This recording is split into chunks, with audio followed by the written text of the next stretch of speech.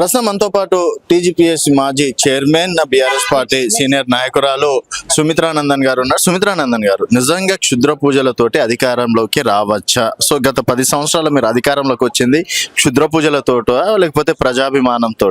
తెలంగాణ రాష్ట్రాన్ని సాధించిన పార్టీగా 15 సంవత్సరాలు తెలంగాణ ఉద్యమంలో అనేక త్యాగాలు చేసినటువంటి పార్టీగా, తెలంగాణ ఇంటి పార్టీగా, రాష్ట్రాన్ని సాధించినటువంటి పార్టీగా, ప్రజల నమ్మకంతో మేం గెలిచినాం, పాలన చేసి చూపించినాం, 60 ఏళ్ల వెనుకబాటుతనాన్ని అవతలికి నెట్టేసినాం, రాష్ట్రాన్ని అభివృద్ధి చేసి చూపించినాం. కేసీఆర్ గారి పాలనలో తెలంగాణ సుఖశాంతులతోనున్నది, కేసీఆర్ గారి పాలనలో తెలంగాణ సుభిక్షంగా ఉన్నది.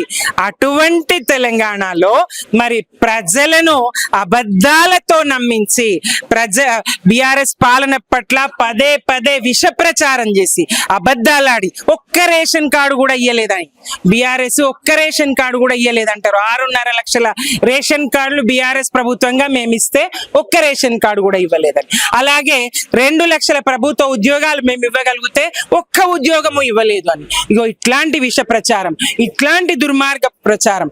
అట్లాగే రైతు బంధు ఇస్తే మిగతా వర్గాలను, రైతులు కాని వాళ్ళను రెచ్చగొడుతూ 100 ఎకరాలకు ఇస్తున్నారు, రోడ్లకు ఇస్తున్నారు, కొండలకు ఇస్తున్నారు, ప్రజాధనాన్ని లూటీ చేసి రైతులకు పెడుతున్నారని, అట్లా మిగతా వర్గాలను, దళితులకు ఇస్తే ఎస్టీలను మీకు ఇవ్వలేదు, దళితులకు మాత్రమే ఇచ్చిండ్రని, ఎస్టీల గ్రామ పంచాయతీలు చేస్తే ఇంకో వర్గాన్ని, ఇట్లా ప్రజల మధ్య విభజన సృష్టించి ఒకరికిస్తే ఒకరిని ఇంకా రెచ్చగొట్టి పబ్బం గడుపుకొని అధికారంలోకి వచ్చినటువంటి కాంగ్రెస్ మరి ఇవాళ ఇది కాదని నమ్ముతుందేమో.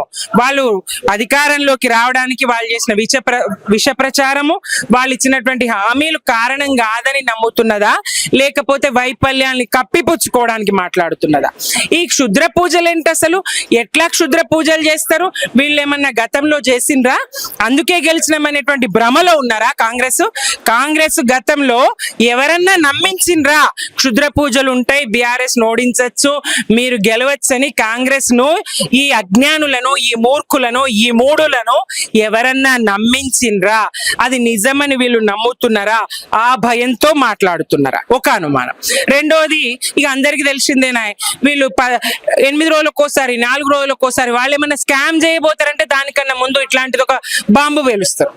కాంగ్రెస్ ఏదన్నా అవినీతికి పాల్పడబోతున్నది, పెద్ద ఎత్తున తెలంగాణను మోసగించబోతున్నది, ప్రజల్ని వంచబోతున్నది అన్న సమయంలో ప్రజల దృష్టి మళ్లించడానికి, బీఆర్ఎస్ సోషల్ మీడియా దృష్టి మళ్లించడానికి, మీలాంటి మీడియా దృష్టి మళ్లించడానికి వాళ్ళు ఈ చిల్లర ఎత్తుగడలు వేస్తారు.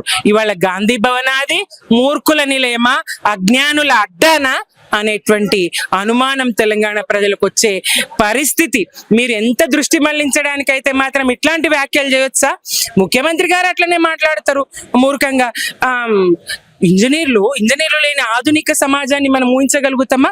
ఆయన ప్రయాణం చేసే ఫ్లైఓవర్లు అయితేంది, కార్లు అయితేనేంది, ఆయన ఇవాళ నివాసం ఉంటున్నటువంటి జూబ్లీహిల్స్ ప్యాలెస్ అయితేనేంది, తాగుతున్న నీళ్లు, వస్తున్న వెలుగులు, విద్యుత్ వెలుగులు, ఇంజనీరింగ్ ప్రతిభ లేనిదే ఇవన్నీ సాధ్యమైనయా? ఇంజనీర్లను ఈ స్థాయిలో అవమానించడం సమంజసం కాదు. ప్రపంచ దేశాలు తెలంగాణ ఇంజనీర్లను పిలుస్తా ఉన్నాయి, కోట్లాది రూపాయలు వాళ్లకు మరి వాళ్ళ ప్యాకేజీలు ఇచ్చి ఉద్యోగంలో నియమించుకుంటున్నాయి. ఐటీ పరిశ్రమల మంత్రిగా కేటీఆర్ గారు హైదరాబాద్ లో విస్తృతమైనటువంటి ఉద్యోగ అవకాశాలు వాళ్ళకు కల్పించిండ్రు. 3 లక్షలు 2 లక్షలు ఉన్న ఐటీ ఉద్యోగులు 10-12 లక్షలకు విస్తరించిండ్రు. అట్లాగే పరిశ్రమలు ఇతరాతర అన్నిట్లో కూడా ఇంజనీర్లు పనిచేస్తా ఉన్నారు. ఇంజనీర్లు లేని సమాజాన్ని, ఆధునిక కాలాన్ని ఎట్లా ఊహించుకోగలుగుతాం? ఎంత మూర్ఖంగా మాట్లాడతాడు. తన అసమర్థతను కప్పిపుచ్చుకోవడానికి అటు టీచర్లను అవమానిస్తారు, ఇటు విద్యార్థులను అవమానిస్తారు. రాజకీయాలు కదా క్రిమినల్ వేస్ట్, మీ కాంగ్రెస్ పార్టీ కదా క్రిమినల్ వేస్ట్, మీ కాంగ్రెస్ ప్రభుత్వం కదా క్రిమినల్ వేస్ట్. ప్రజల కోసం పనిచేయను మీరు క్రిమినల్ వేస్ట్, ప్రజల కోసం పనిచేయనటువంటి కాంగ్రెస్ ప్రభుత్వం క్రిమినల్ వేస్ట్. ఇక వీళ్ళ మూర్ఖుల మాటలు, ఈ మూర్ఖపు మాటలు, ఏది క్షుద్ర పూజల మాటలు. నవ్విపోతున్నారు, ఉమ్మేస్తున్నారు. తెలంగాణ ప్రజానీకము ఉమ్మేస్తా ఉన్నారు. గాంధీ భవన మరి అది అజ్ఞానుల అడ్డానా అని అనుమానాన్ని వ్యక్తం చేస్తా ఉన్నారు.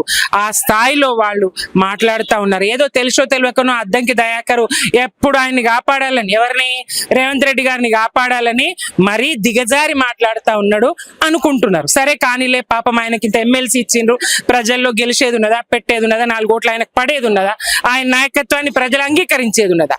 ఆయనకు నామినేటెడ్ కోట ఎమ్మెల్సీ వచ్చింది, మాట్లాడుతున్నాడు, పోనీలే పాపం అనుకుంటే ఇక ఈ సామరామోహన్ ఆయనకి రేపు పొద్దున ఎమ్మెల్సీ అవకాశం ఇస్తారేమో మాట్లాడతారు అనుకుంటా. మరి పిసిసి అధ్యక్షుడు మహేష్ కుమార్ గౌడ్ గారు కూడా ఇట్లా మాట్లాడడం అయితే నిజంగా విడ్డూరము. రాహుల్ గాంధీ గారు రాష్ట్రం దిక్కు చూడండి, మీ నేతలను మార్చండి. మీరేమో సైన్స్ అంటారు, రాజ్యాంగం అంటారు, వీళ్ళేమో క్షుద్ర పూజలు అంటారు. వీళ్ళని మార్చండి అయ్యా కొంచెం. తెలంగాణ ప్రజల తరపున రాహుల్ గాంధీ గారికి, జాతీయ కాంగ్రెస్ కు, సోనియా గాంధీ గారికి దండం పెట్టి చెప్తున్నా, ఈ మూర్ఖుల బారి నుంచి తెలంగాణను కాపాడండి.